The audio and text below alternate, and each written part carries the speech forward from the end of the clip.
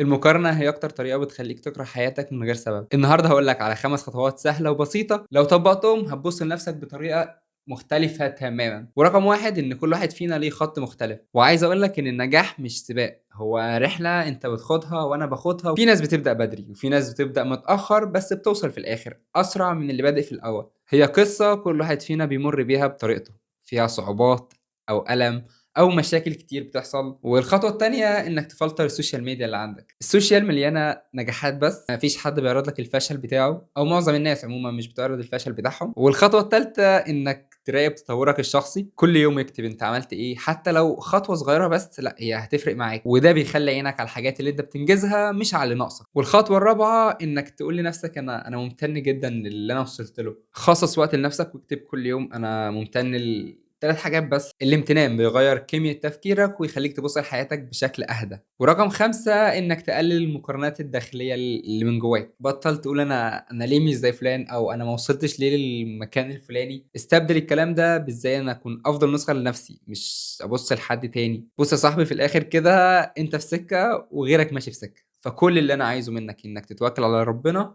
وتخلّيك في طريقك. وحاول تجرّب ال5 خطوات دُولة لمدة أسبوع بس، وصدّقني هتشوف الفرق. ولو تعرف حد دايمًا بيقارن نَفْسه بناس جامدة جدًا ومش عارف يوصل لحاجة في حياته، حاول تبعت له الفيديو ده ممكن يريّحه أو يخلّيه يهدى شوية. ولو عندك فكرة أي فيديو تانية حابب إن إحنا نتكلّم عنها، أكيد مش هاقول لك إنّك تكتبها في الكومنتات. وشكرًا جدًا ليك لو أنت كمّلت الفيديو لحد هنا، ويا ريت تعمل subscribe عشان الفيديوهات الجاية تيجي لك، وcomment وlove وحاجات كتير كده من اللي بتحصل إحنا عارفينها.